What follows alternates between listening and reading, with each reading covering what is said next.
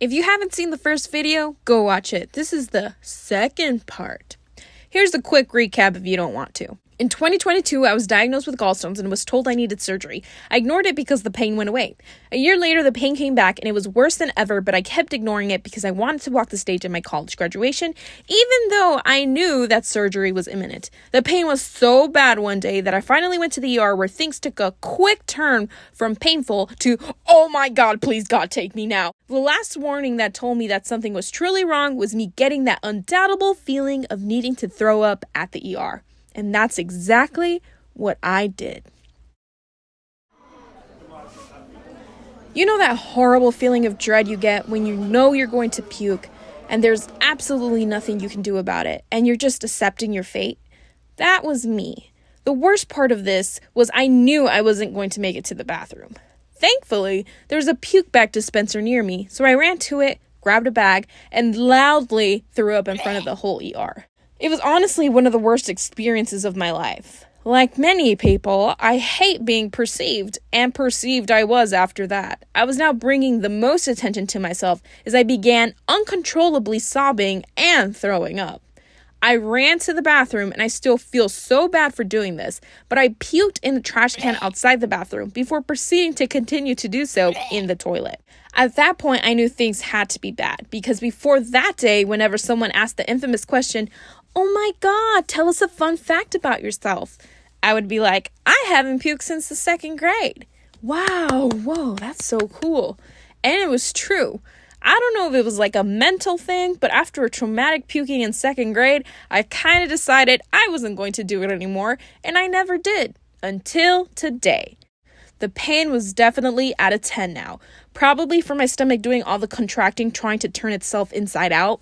When I thought I was done, I walked out, clenching my stomach, still trying to act normal as if that didn't just happen.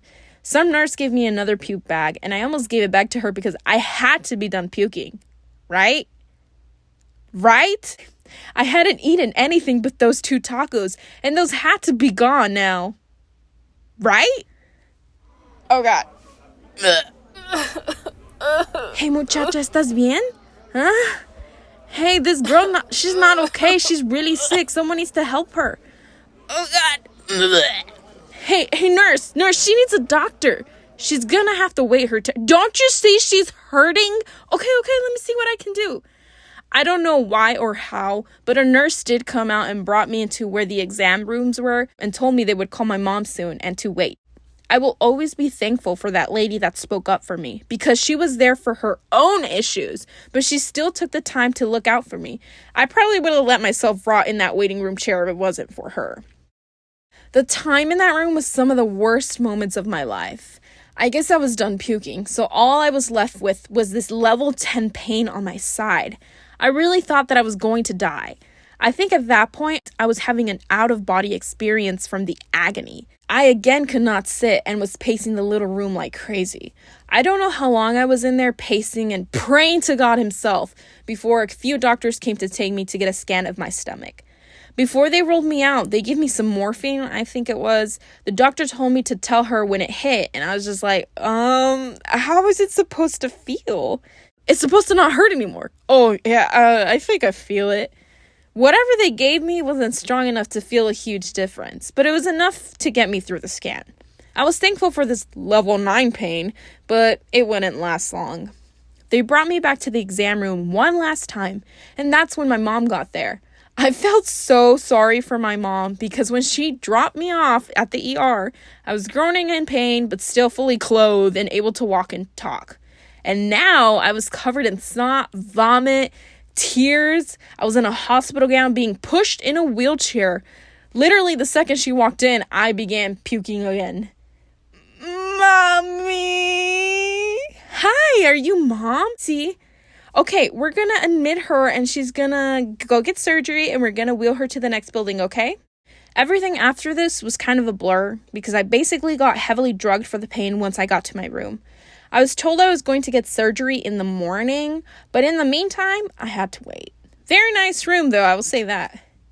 I was constantly in and out of consciousness, mostly from being exhausted, but if I moved, the pain would radiate through my abdomen. I felt so bad for my mom as she slept on the couch next to me. Morning came and went, and they told us the doctor got caught up helping a critical patient, so surgery was again moved up.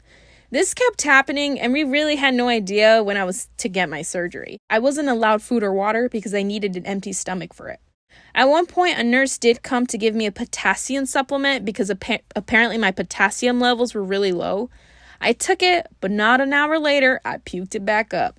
My stomach wanted nothing to do with solids. It was punishing me for what I had done to it, and I don't blame her. So as a quick recap, I went to the ER Friday night.